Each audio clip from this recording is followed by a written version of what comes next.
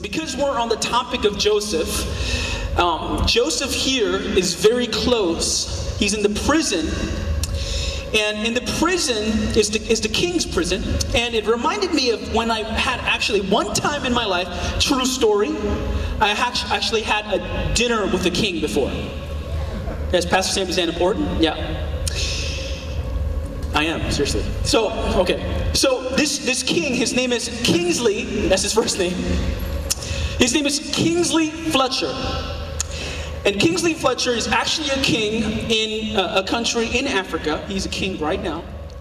And I was invited to dinner through a friend of mine. And this king is also a pastor. You didn't know how big the move and the power of God is in the world. But he's a king. He's an actual king with a lot of money. But he's also a pastor with a very strong prophetic anointing, meaning they call him the most accurate prophet in the world today. Meaning Kingsley Fletcher stands up on stage and accurately calls people's names and they come forth. And he tells them what God is saying. I've seen it like many, many times. And people like, he calls, one time I was at a service and he called someone named Eunice. And then there was a Korean church. And a lot of Korean people named Eunice, right? And they were like, and he was like, Eunice, come forth right here. The Lord has a word for you. He's a black king, so that's how he sounds. He's like, the Lord has a word for you, right? The Lord has a word, come down. And then the church people were saying, which Eunice? And I was sitting there as a spectator. We'll see if this is real. So he has Kim, Lee, Park. He has to choose one percentage-wise. He goes, it's Eunice Kim. But there was only two. Right? 50-50. So far, so good. So Eunice Kim comes front and he prophesies about her life, ministry, and everything, and she starts breaking down. And I'm like, oh my gosh, this is crazy. And, I've read his books before as well. But when we had dinner, he said, Sam. No, he more said, Sam. Sam. I was like, yeah. He's like, the Lord has called you to be a mover and shaker. He goes, you will turn things upside down. You will change everything. Things will never be the same again. And I'm like, oh, that sounds nice. It sounds like a cool calling.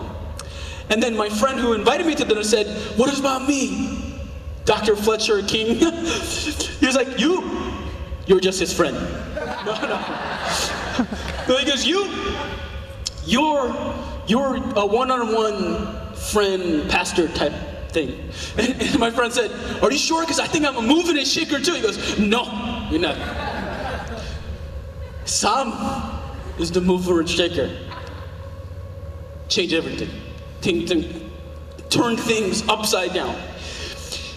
The 180 movement, or 180 church, always been, I said last week, a youth movement that's about a kid with a dream manifesting God's power. Today I want to talk to you about 180 being a youth movement and a prayer movement. And I just said prayer. Say prayer. And you're like, oh crap, I don't like that part. I like the youth movement, but not the prayer movement. But 180 is a youth movement that prays with their eyes open. A lot of people don't like prayer because it's boring and it seems like nothing's going on. But no, 180 is called to be a youth movement that prays with their eyes open. What do I mean by that? What I mean is, instead of, you know how you pray for something? And you pray for someone or something, you close your eyes and you're just like, well, God, and you mumble. I hate those people, but they mumble because you're afraid that what? Nothing's going to happen. 180, this youth movement is called 16, 17, 12, whatever, 30. Like I said last week, remember, if I'm 30, it's opposite. I'm 3, right? And if you're 12, you're 21. So you're allowed to drink. No, I'm just kidding. No, don't do that. Now, it's a youth movement that learns to pray with their eyes open, meaning you have the tenacity and the audacity or the balls to be able to go somewhere and pray and with your eyes open, meaning expect God to move. Because this 180 Church is called to be moving shaker movement.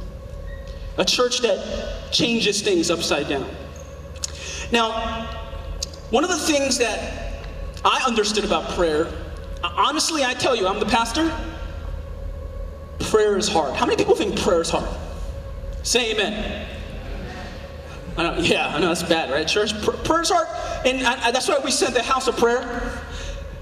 People saw the house of prayer, people clicking one by one. I think there was like 15 people that clicked, and people probably saw house of prayer and said, nah, I'm not going to even respond so Pastor Lee doesn't know. You know? I'm not, when you heard house of prayer sent, you were just like, because for you, the way you see prayer, you think it's boring, there's stigma to it. You see, from your church traditions, especially the Korean churches where, you're about to eat meals and the Korean pastor gets up and he prays for 30 minutes before the meal, prays for world peace and Africa and North Korea. And you're just like, stop praying for that, I just want to eat already. And so you're used to this traditional, boring stigma of prayer. So you're very propelled against it. You don't like it. It sticks in your mind, but you don't at all. I, as a young guy, started to pray, and I want to tell you, it was hard. Because at 16, I told you God called me, right? And the king told me I was supposed to be moving shakers, so it must be true. But I had a hard time praying, so I decided to pray 30 minutes in the morning at 6:30 in the morning. I did it. It was a grind, man. I would throw myself off the bed. I'll get up. And you know why they tell you to pray on your knees, right? It's not to be pious. It's not even to be humble. It's so you don't fall asleep. Because it hurts. You ever try it? We'll try it today. I'll show you in the wood floor. I mean, you get on your knees and you pray. It hurts like hell. It will keep you alert. Okay? So I got on my knees at 6:30 in the morning and I timed myself. Okay, 6:30, 7 o'clock. All right. Because I heard so many sermons about prayer. Without prayer, nothing happens. I'm like, okay, I gotta pray, pump myself up. I gotta pray. So I got up, God's gonna do wonderful things. The Bible says, if my people pray and seek my face and turn from their wicked ways, I will hear from heaven and come and heal their land. I'm like, yeah, revival, So I get up and I close my eyes and I fall asleep for 3 seconds. I fall asleep, and I wake up and I'm like, okay, God,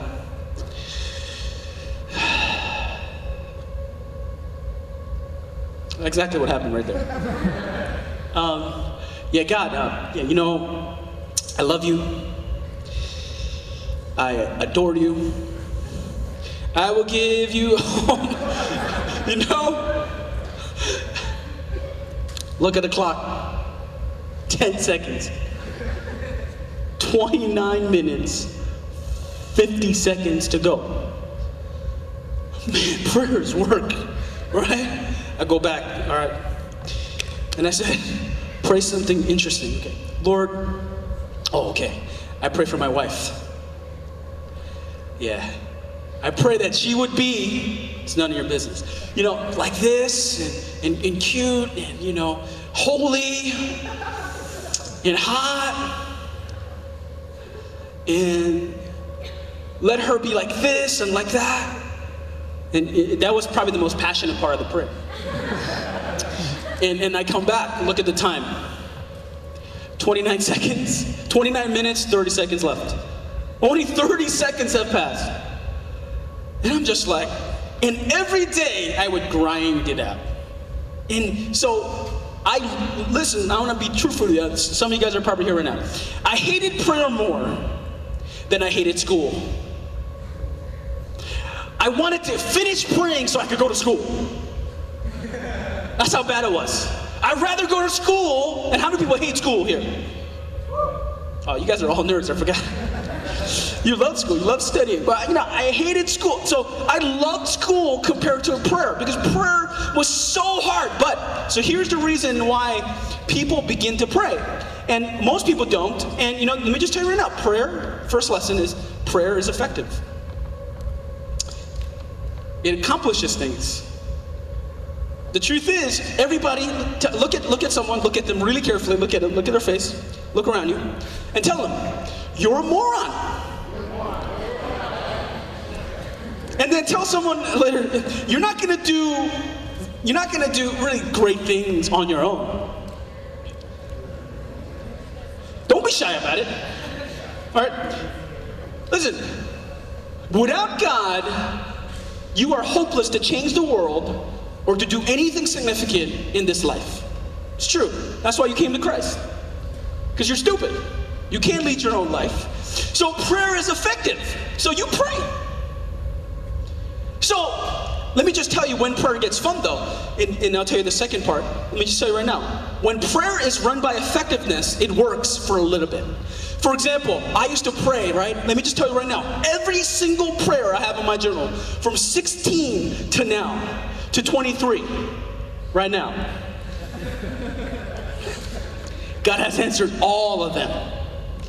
Okay? Every single prayer, I mean, it's effective.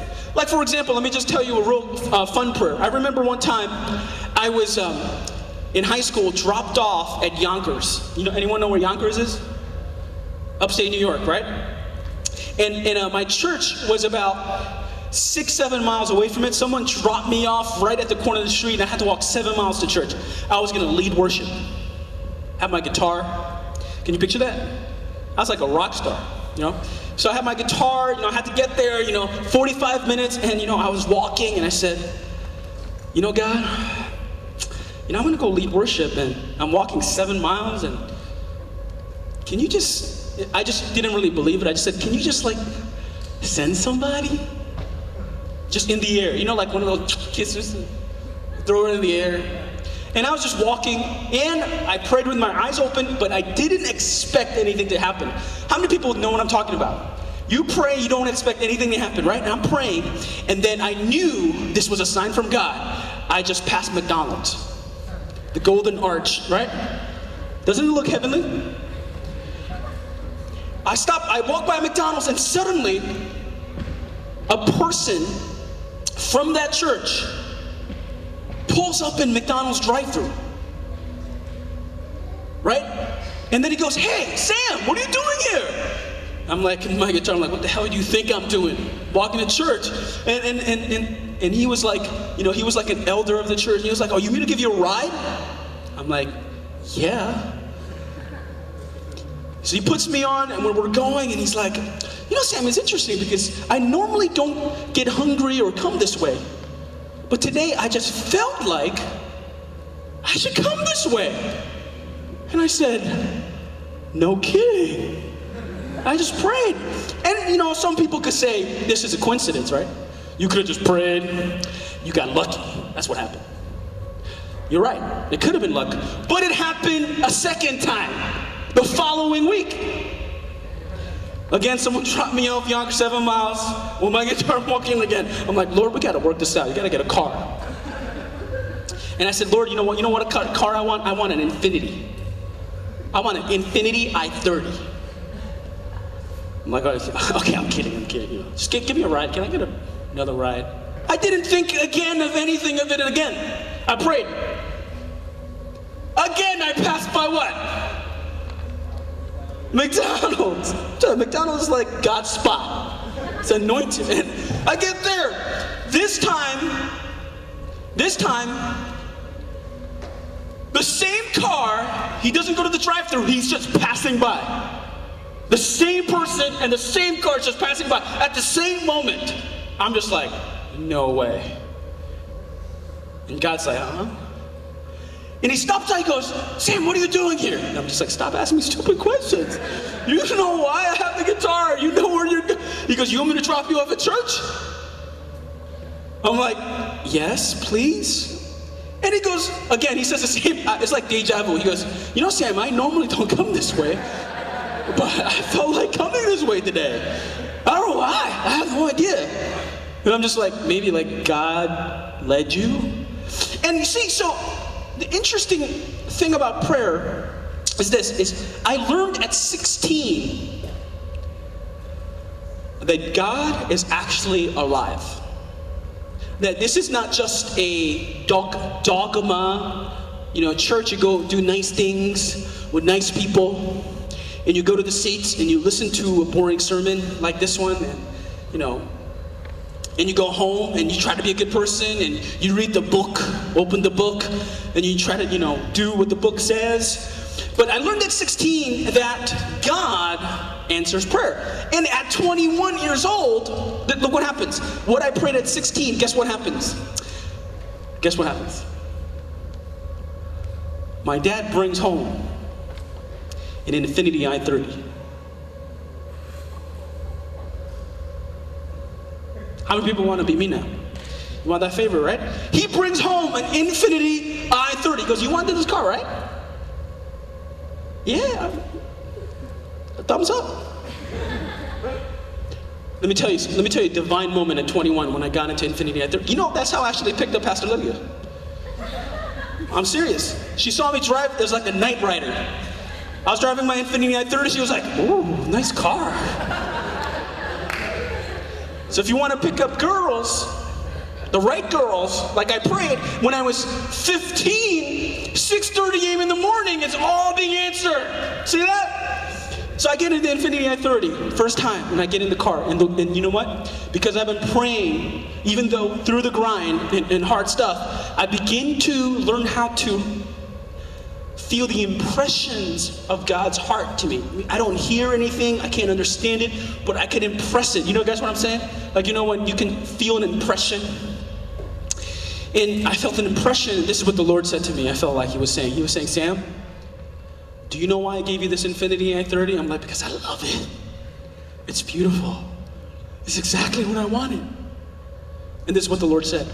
I'm giving you this because I want to let you know, as I called you into ministry, He goes, the name Infinity is extremely important.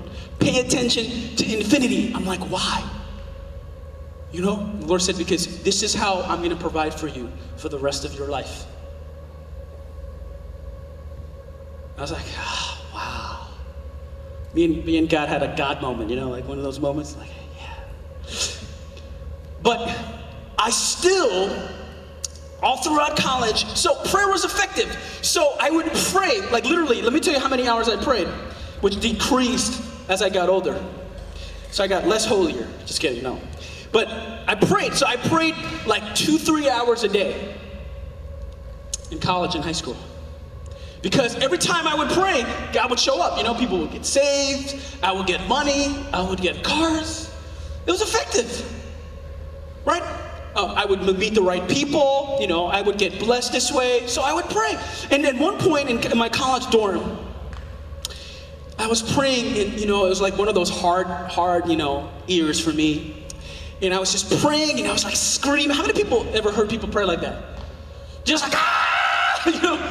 They're just screaming, and they're crying out to God, and just like, you're just looking at them like, what the hell is wrong with you? Chill out, And they're just like, ah! That's how I was praying in the room. Because I was trying to get into it, you know what I mean? Like I was out of it. So I thought that if I could pray louder and pray harder and lose my voice, like the Korean people, the old people, I would feel something again and it would work and I would meet God. And I would blast the worship music on like, ah! But nothing here. Felt nothing in here. Felt nothing in there. And then this time, because I've been praying for over 6 years, I could hear the Lord's voice in my heart. And then this is what the Lord said. I was praying like, ah! And the Lord's like, chill out. I was like, why, Lord? Stop bothering me. I'm trying to connect with you. The Lord's like, I'm like, stop it. I'm trying to get into it, and you're talking to me now. That's not the point. And God's like, relax. And I'm like, oh, okay. And I feel the impression. God's speaking to my heart. He says, Sam, you going to teach you something today? I'm like, what do you want to teach me? I got to get back to praying. I need that power. I might need a new Infinity, So the superficial idea of effectiveness comes, and this is what the Lord said, you stop praying. Because you need to know that you stop praying and you stop worshiping when you stop enjoying it. Let me say that again. You stop praying and you stop worshiping when you stop enjoying it. And I'm like, damn it. I wasted a lot of time, you know? And God said to my heart, he goes, do you know what you're saying? I'm like, what? He goes, you're saying I'm boring. I mean, how would you feel, right? Someone came to you and they were hanging out with you and they said, oh, I can't believe I gotta be with you, man. You're like so boring. You know, like you were hanging out at someone's house and you're just like, yo, I think I'm gonna go home. Like they're 2 minutes, they go, I think I'm gonna go home. And you're like, why? Aren't you having fun? And you're like, why am I that bad? So here it is. I looked at God as a provider, someone that provides for me, sort of like a father, which a lot of fathers are very distant from us. They provide for us, they're working all the time, so we think of God the same way. They're working at the time, they're busy, you know? I remember Chris Rock made a joke, he goes, don't bother God with the small stuff, he's working on the tsunami. And 9/11, right? So we think of God that way, that he has more important things to do. He's working, changing the world, he's saving the world. He doesn't have time for a little chit-chat. And what I learned at that moment, at 21, is something profound. Something profound is that maybe God wants to hang out with us. And it never occurred to me that God would want me. You know, like he made me but not want me? Because how many people here love people? No? You love your parents, right? No? I mean, okay, your parents love you, right? Some parents, hopefully. Like they love you, you know, they're like, you know, they pay for crap and try to do the best for you, but not a lot of them like you. You know what I mean? I mean, there's a lot of people I love in this room. I don't always like you. Yeah, you don't? No, I do. But no, seriously, like, how many people here want to go see a movie with their mom? Or go to the mall with their mom? Raise your hand. Come on. Eddie, John likes to go. But inside joke. But you don't want to go to the mall with your mom because you love your mom, but you don't always like your mom. Meaning you don't want to hang out. You don't want to hang out with them, right? And this is what I realized. God maybe wants to know us, not just as a kid, but have a relationship with us. Like a real one. Not like laws to follow, or hey, do the best thing, or do your best, but actually like us and hang out with us. And this is when I realized this. At 21, I had a dream. And at 21, I had a lot of things. I had 3 jobs. I had more money than most people. And I had a lot of clothes in the closet, because I used to work at J. Crew, Banana, and Structure, which is Express now. And in the dream, all my friends would come in one by one. And you know what they would ask me? Like, my friend came in, and he was like, yo, Sam, what's up? I'm like, yo, what's up? And in the dream, I was like kind of like depressed, like this, in the bed. And I was like hoping that someone would come visit me to hang out with me. I know it's like a little like Care Bearish, but that's what the dream was about. Right? So I was there, and then my friend came in and said, what's up, man? I'm like, yo, I was really happy to see them. And then they go, yo, can I borrow one of these jackets? And then I said, oh yeah, sure, yo, you want to go? He's like, yo, peace. Took the jacket and left. Next person comes in, said, yo, what's up? I'm like, yo, what's up, man? What's up? And they're like, yo, I got a huge favor to ask you. I'm like, what's up? He's like, can I borrow your car? And in my dream, I was about to punch him out. But I said, all right, here's the keys. You want to go? And he's like, yo, peace. And he left. And the dream kept repeating. By the time my dream was over, all my stuff was gone. I had no one could borrow anything. It was bare. The room was bare. And I woke up with this immense sadness. And this is what happened. When I woke up, I literally was crying. Don't be laughing. Come on now. I'm being vulnerable. It was family. I was literally crying. I was actually crying because I felt the pain, and this is what God said to me in my heart. He said, Sam, this is what my people do to me. Then he said this, he goes, when I woke up and I was crying, I got on my knees and I started praying, and this is what God said. God said, I want you to tell my people that I want them to love the giver and not just the gifts. I want to be close to them. And that's when I begin to realize that God actually might want a relationship with us, not just give us stuff. So, look what happens. This is what I realized here at Disney World. Let's go down here. So, that's all of us and staff at Disney World. Man, boring, guys. Don't go to Disney World. I said, guys, I said to the staff, guys, we're going on vacation right after the open door. We're going to Disney World. Everybody's like entitled bastards. They're like, Orlando? I thought we were going to Puerto Rico. Beach? I'm like, no, the Lord wants us to go to Disney World. And they're like, no! Complaining and crap. I'm just like, you know? And everybody's like, except Pastor Joe, he was like, yes, stitch. He was the only one having fun in Disney World. He's like, wow. You know? And so we're in Disney World, and there's something profound that I keep learning over and over again about God. We go there, and the first thing we go to, of course, how many people have been to Disney World? Okay. If you haven't, we'll take you there one day. No, John will take you there. And, okay, so, because I'm never going back. Now, it's overpriced. It's like $220 a day. Couldn't believe it. But anyway, going back to the point. We went to the parade. No, we didn't go to we first went to get our turkey legs.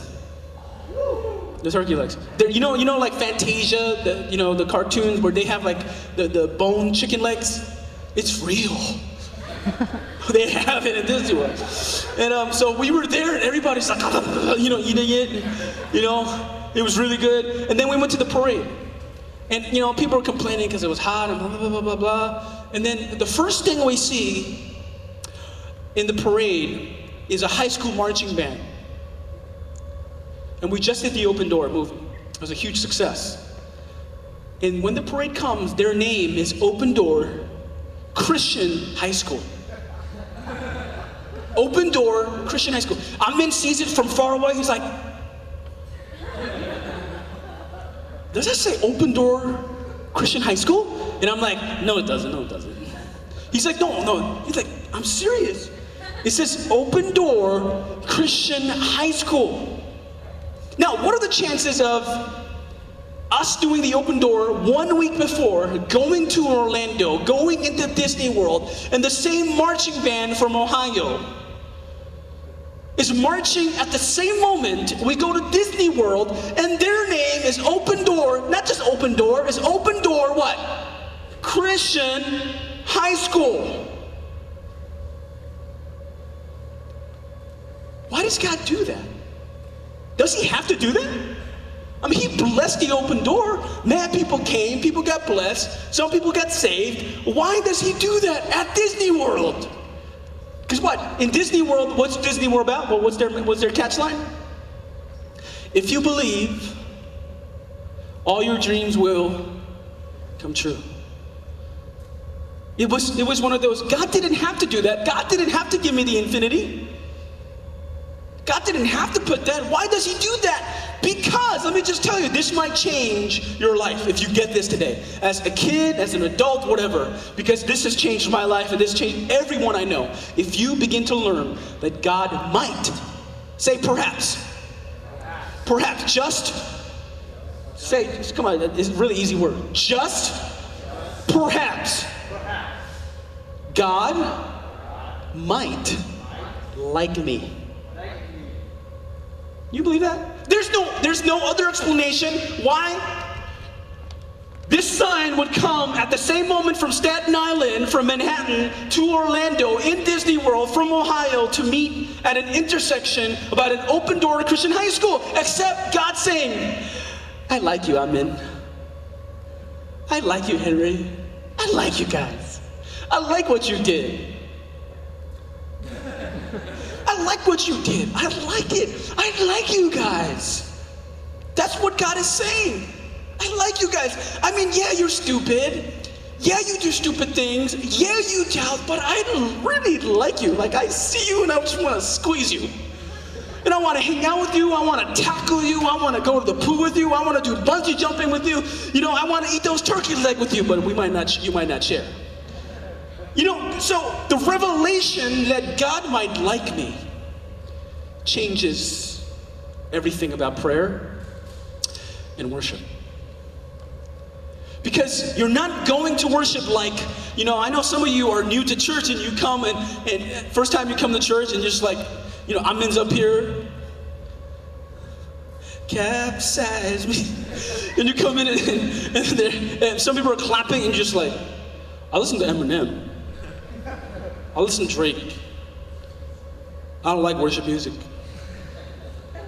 What is this about? Why I gotta raise my hands? Is this like Catholic church where you have to bend down and up and, you know, kneel down and get up, kneel down and get up? What the hell is the point of that? And you come to church, you don't get it. But you see, worship and prayer is really based on a relationship. Because you know what worship is? If you really think about worship, a lot of times it's about what? Singing, right? Prayer is about what? Talking, right? You know, any romantic relationship, you need both. Because, Songyu, Yose, when you like a girl, right?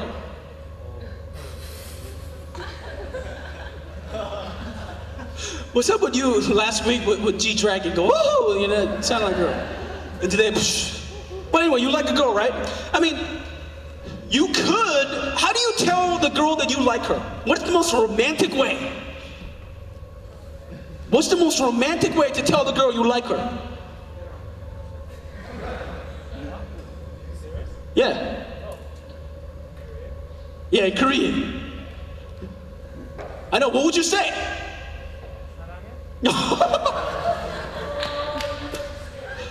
See, this is why 사랑해? That means I love you in Korean. Now, how do you say that in Chinese? I love you. Huh? Hawaii? Hawaii? Oh, whatever. I'm sorry, anyone watching this in China, I'm sorry. Now, I'm still learning.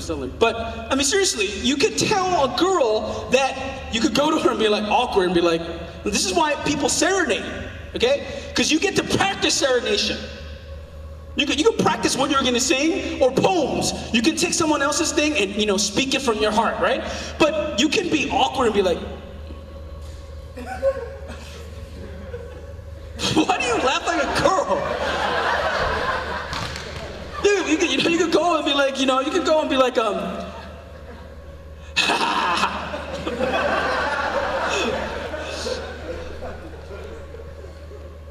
I like you.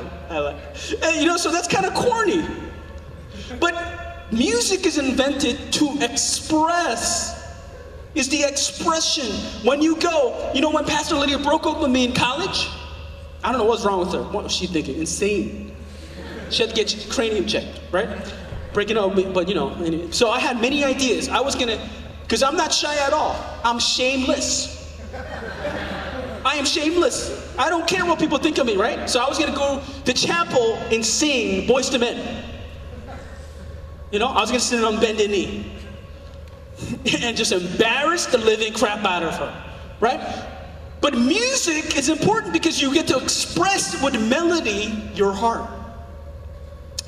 That's what it is with God. And you know, you see, these songs that we sing, they're songs from other people that met with God. But you gotta find your own song. Like, for example, let me tell you my relationship here. Let me give you an analogy. Go down. Okay, the open door. Okay. That's us at 29.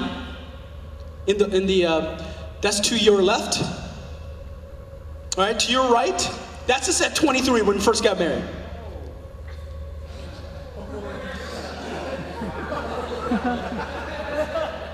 All right, stop laughing, all right? Stop laughing, all right?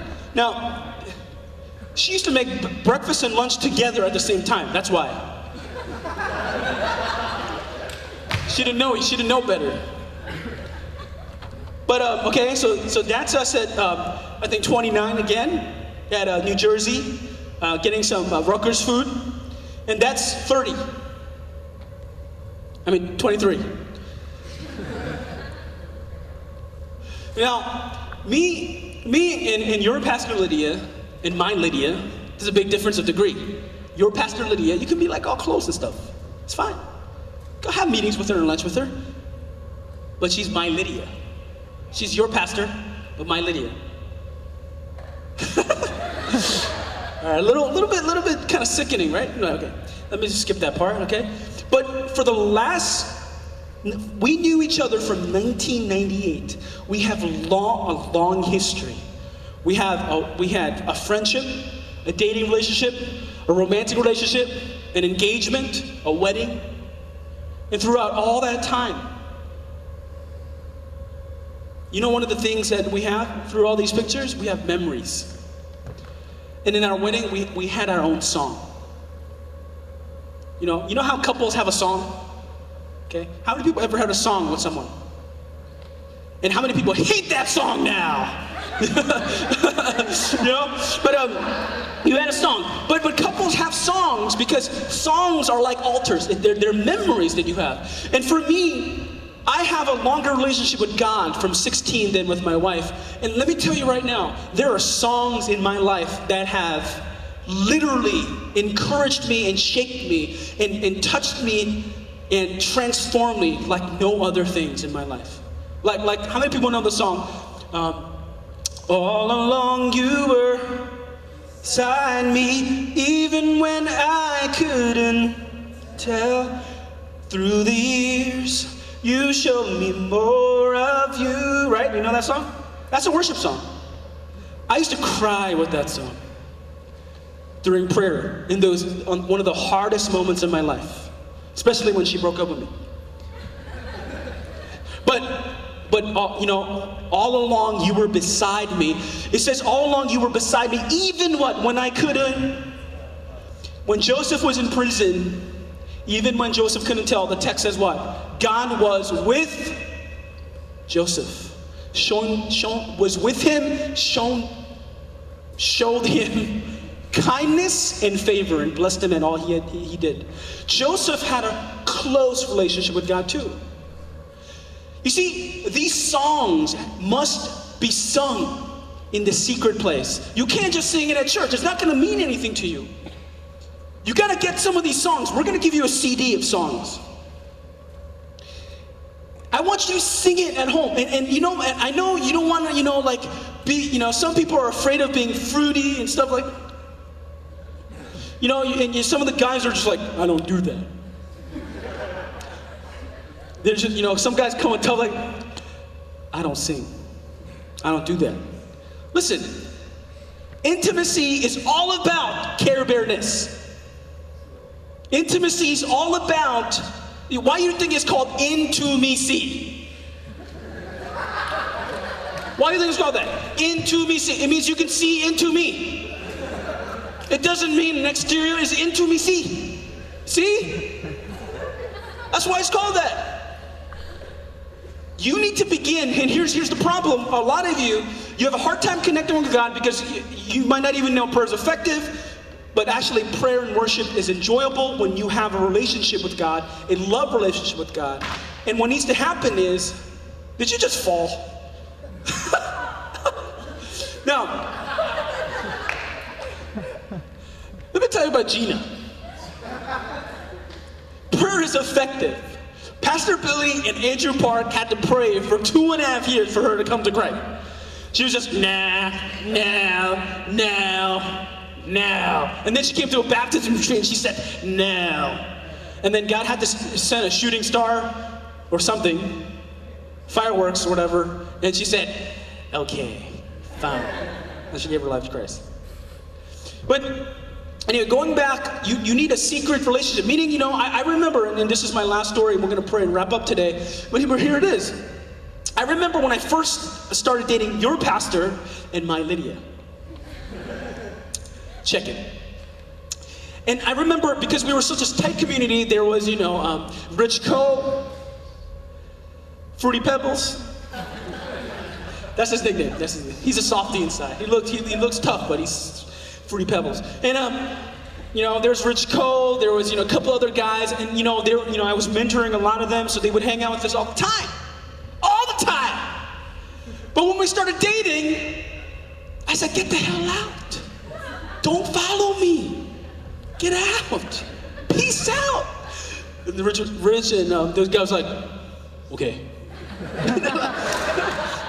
Because you can worship, you can spend time with groups, and be friends and stuff. But did you ever try to have like intimate conversation with someone in groups? You can't. One guy farts. The other guy's talking about something stupid. One guy's asking me help for a paper. I'm just like, get the hell out. Get out. We'll hang out later. I'll call you. No. I'll call you. And then I would spend some time alone at Starbucks or, walking in the park, Let me not go into that stuff. It's kind of mushy. Right? We wanted to spend time alone. And here's the thing here. Don't chuck prayer and worship because it doesn't apply to you yet, because you're new to Christ. Let me tell you, do it at home. Get some songs that you can rock to.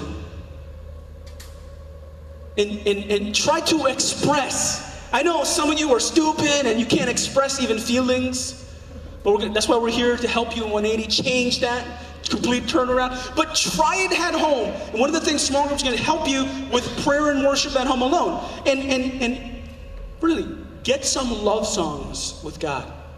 Make songs with God, because they will inspire you and encourage you and challenge you in a way that you never knew before.